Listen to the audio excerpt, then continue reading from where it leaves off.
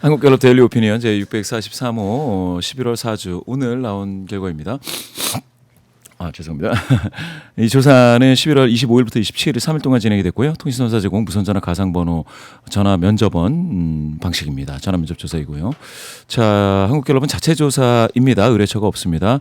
오늘 소개드리는 모든 여론조사는 중앙선거 여론조사 심의위원회 홈페이지를 참조하시면 되겠습니다. 자, 보시죠. 네. 대통령 긍정률입니다. 60% 횡보했네요. 60% 횡보입니다. 네. 그래서 지금 여기 54% 보시면 이게 최저점, 네네. 저점이라고 이제 보실 수가 있을 텐데요. 네. 63까지 올라갔죠. 저때가 언제였을까요? 57에서 63으로 확 뛸 확 때, 뛰었네. 6%포인트 뛸 때 이게 바로 에이펙 직후. 네네. 네, 에이펙 직후에 대통령 외교 성과가 확 드러났을 때입니다. 네, 6%. 그때 63을 보시면은 이게 취임 초기에 64에서 65니까 63, 네. 64죠. 그러니까 거의 취임 초기와 비슷하다라는 정도이고요. 네. 상당히 높은 평가를 받고 있다라고 볼 수가 있겠습니다. 그런데 갑자기 이제 4% 포인트 빠졌죠. 네. 이게 빠진 게 4% 포인트 빠진 게 이게 검찰의 항소 포기 그때 관련돼서 논란이 대장동 있었습니다. 사건 때. 그렇죠. 이렇게 빠질 때 그러면 이제 야권에서는 굉장히 공세를 강화했습니다. 네. 메시지를 많이 때렸죠. 네. 그렇게 따지면은 그 메시지가 이제 효과가 있었다면 여기서 더 빠져야 됩니다. 그러면 50한 4%가 또 더 빠지면 55, 네. 좀 더 빠지면은 54나 저점까지도 이제 네, 내려가야 내려갔어야 되는데 했는데. 그런데 1% 포인트 회복이 됐고요. 네. 이번 주에 다시 횡보했습니다. 60에서 60으로. 이렇게 따진다면 그러면 검찰의 뭐 항소 포기와 관련해서는 이거는 굳이 대통령을 탓할 일인가 그렇게 보고 계시는 것 같아요. 여론은 만약에 이게 대통령실에서 압박을 가했다거나 아니면 대통령이 문제다라고 네. 하면 이게 더 튀어 올라와야 맞죠.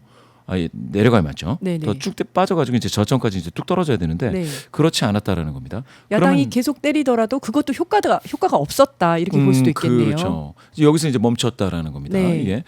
그렇게 본다면 제가 봤을 때는 이거는 여론에서는 네. 이게 대장동 사건과 관련된 검찰의 항소 포기를 대통령실의 탓, 그러니까 이재명 대통령의 탓 이렇게 생각하고 있는 게 이제 확산되고 있지 않다. 확산되고 있지 확산되고 있지 않다. 그런 의미에서 보시면 되겠고요. 그러면 이제 부정률은 어떠느냐? 그러면 30에서 31이 됐지 않습니까? 네. 1% 포인트 좋아진 건데요. 높아진 건데요. 높아졌네요. 그렇게 봤을 때 고점은 35였습니다. 네. 그럼 아직 고점까지 가지 못했죠. 그렇게 본다면 대장동 항소 포기 이거는 뭐 검찰 내부의 문제일 수도 있겠고요. 내지는 대통령실과는 관계가 없으니까 다른 요인이 있는 건가 이렇게 보는 그런 좀 지켜봐야 된다. 내지는 대통령실하고는 무관하다 이런 의견들이 좀 많을 수도 있겠습니다.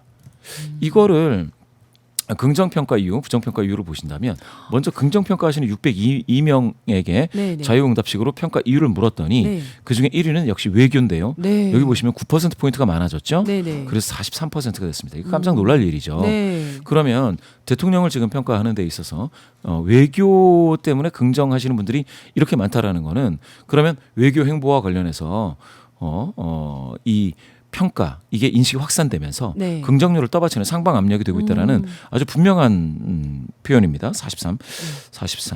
쉽지 않은 숫자가 나타났어요. 네. 지금 밑에 보시면은 보통 저렇게 9%씩 올라가는 경우가 드물지 않나요? 이렇게 보면 거의 두 자릿수 가깝게 올라갔는데 네. 상당히 왜냐하면 그러면 그 전에는 얼마였느냐를 생각을 하셔야 될 텐데요. 네.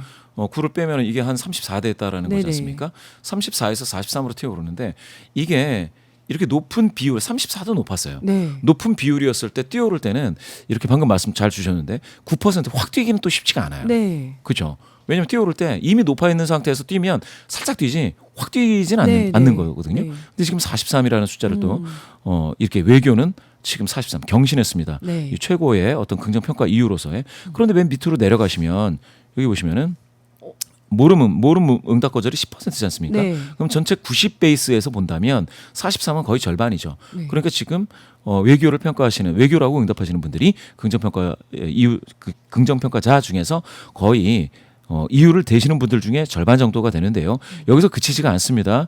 에이펙 성과가 3%포인트 빠졌다고 하지만 1%니까 44죠. 그죠? 네. 관세 협상 타결이 또 1% 아직 살아있죠. 네. 이런 것들이 핵 추진 잠수함 승인 그러네요. 여전히 1%로 살아있습니다. 이런 것들이 계속 살아있다라는 어. 거는 외교로 따지면 여기서 3을 더 붙여야 되니까 그렇죠. 46이죠. 네, 다 올라갈 그러면은 수 있겠네요. 그렇습니다. 진짜. 네. 그렇게 따지면은 지금 외교와 관련된 성과 인식은 굉장히 긍정적으로 떠받치는 어떤 아주 강한 어떤 상방 압력을 주고 있다. 이렇게 보시면 되겠습니다. 경제 민생이 3%포인트 빠졌다고는 하지만 두 자릿수로 여전히 11%. 2위에 랭크되어 있고요. 서민정책 복지가 또 있습니다. 네. 3%로 나오고 있고 소통도 있고 뭐 이런 것들이 전반적으로 잘한다. 직무능력이 유능하다. 이런 것들이 나타나고 있습니다. 그런데 이제 부정평가율을 보시면 경제 민생이 5%포인트 많아서 14가 됐습니다. 네. 경제 민생 중요하죠. 중요하고 그렇지만 여기에서 14는 부정평가 하시는 분들이 308명이잖아요. 네네. 그러니까 이게 602명하고 비교를 하려면 베이스가 비슷하다라고 한다면 이거는 14%는 절반인 거네요. 그렇죠. 한 네. 7%, 8%이 정도로 보셔야 되는데 네. 여기서 보시면 경제 민생이 긍정으로 나타나는 어. 비율은 11입니다. 네네, 그렇기 네. 때문에 경제 민생을 부정으로 언급하시는 분들의 명수로 따졌을 때 이게 다수라고 보기가 되게 어렵다라는 그러네요. 네네. 것이고요. 여기 본인 재판 회피도 있는데 음. 여기 보시면은 검찰 항소 폭이 압박이라고 인식하시는 분들 네. 그 응답이 5%포인트 빠져서 6이 됐습니다. 네. 그러니까 전주에 11이었는데 아, 네. 지금 6이 됐다라는 거니까 이 검찰 항소 포기와 관련된 이슈는 잦아들고 있다라고 봐야 되고 네. 뭐 방금 전에도 말씀드렸지만 이거는 대통령의 어떤 과오라고 보기는 어렵다라고 하는 인식들이 더 많아지고 있다. 왜냐하면 여기 압박이잖아요. 네. 그럼 검찰 항소 포기와 관련해서도 부정평가 이유를 드시는 분들은 그게 압박이었을 거다라고 생각하셔서 이렇게 말씀하시는 분들이 부정평가자 중에 6%라는 건데 이게 계속 빠지고 있다. 그리고 전반적으로 긍정률을 낮추고 있지 못하다라는 네. 것들은 확인하실 수가 있습니다. 그래서 지금 보시면 부인 재판 회피, 항소 포기, 그리고 여기 보면 사업비 흔들기 뭐 이런 것들이 네. 있기는 있지만 이게 외교와 관련된 이 평가를 전혀 누르지 못하고 있다. 흠집 내지 못하고 있다라는 네. 것이고요. 그러면 부정평가 이유 중에서 외교가 없느냐? 있지요. 있네요. 네. 있는데 이게 5입니다. 네. 여기 거의 아까 46이라고 말씀드렸지 않습니까? 네, 네. 여기서 지금 5라고 나온 거는 이거는 좀 관세 협상 미흡도 물론 있죠. 이렇게 네.